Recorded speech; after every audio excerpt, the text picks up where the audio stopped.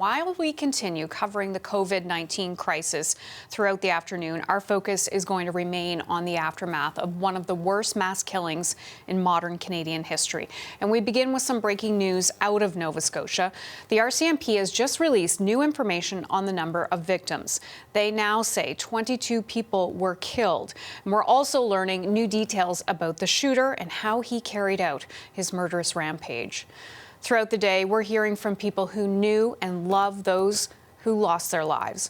That's after the deadly shooting over the weekend. Police say some of the victims were known to the suspect and targeted, while others were not.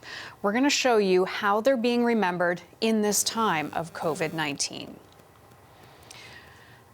The RCMP have released more information, as I just said, about the deaths in Nova Scotia. Let's bring in the CBC's Brett Ruskin, who is on the scene in Portapique. So, Brett, we know there are more victims, but also some confusion again about those numbers. Can you tell us what investigators are saying? Sure. Well, Hannah, I was just on TV a short time ago. We were going with 23 victims. That's from the RCMP. The RCMP is saying there have been 23 victims in this case. But we want to clarify that. There have been 23 people killed, allegedly by a gunman. The gunman has also been killed. So you can think of it as 22 plus 1, essentially. So this is just the latest update on the death toll from RCMP. We had heard previously it was at least 10. It was 17. It was more than that. And now we are at 22 victims in this shooting.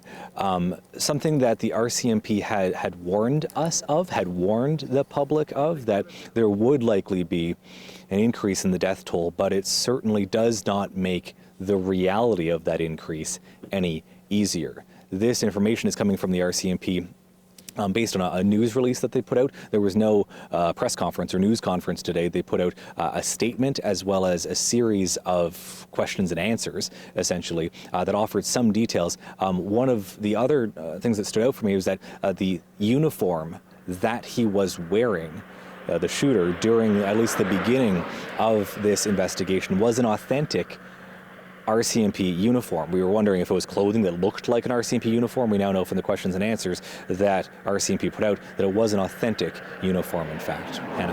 Yeah, and Brett, we know he used a mock RCMP vehicle as well, but one of the things is trying to understand why. I think for people there in Nova Scotia and across the country, what more do we know about the timeline and those 16 sites that are still being investigated? Well, sure. We know more about the timeline now. We know the first tweet came out from RCMP around 11:30 or so, telling people to stay inside, stay in their homes, lock their doors, stay in their basements if they could. But the first call to police came just down the road from where I'm standing now in Portapique, Nova Scotia, happened at around 10:30. So he was captured then after visiting those 16 different sites around noon the following day. So this is nearly a 14-hour manhunt that culminated, we now know, with him being shot by police, not by any self-inflicted injuries or things like that, shot by police, taken into custody, and he later died.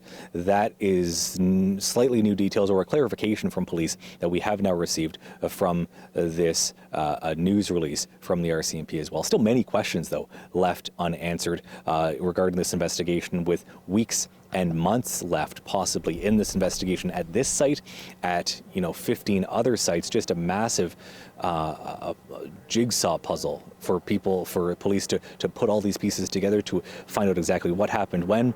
And so that investigation is obviously still underway behind me, as well as across this part of the province. Yeah, and Brett, just another couple quick questions. You were saying earlier that also the military has been brought in to help as well.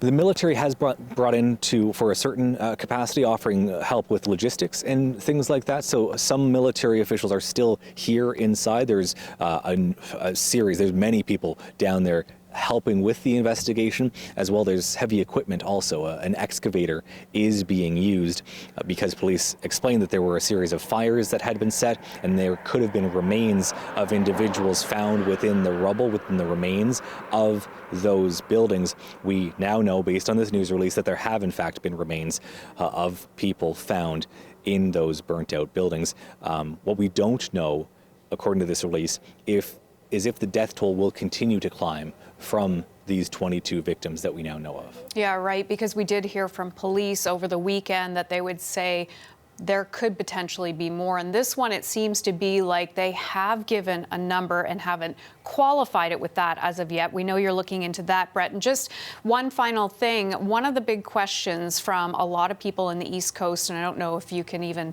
answer any of this, but why the RCMP didn't use that emergency alert system. That's a question that many people are asking. I mean, it's an emergency alert system. What other type of emergency would you need other than, a gunman who is on the loose, and with the notification, the message you want to get out that people should stay in their homes and lock their doors to stay safe.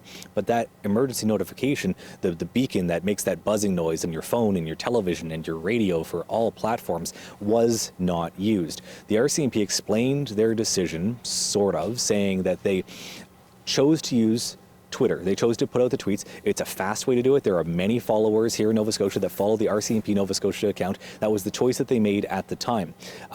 We are still waiting for more details around that decision, but as of right now, the official answer from the RCMP is that they made the decision to put out the message for folks to stay home, lock their doors, and to continue sharing more details about the movements of this shooter via Twitter, via social media, to try to get the message out as quickly and as efficiently and as broadly as possible using those means.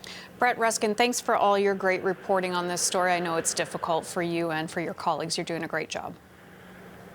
Thank you. Brett Ruskin is in Portapique, Nova Scotia.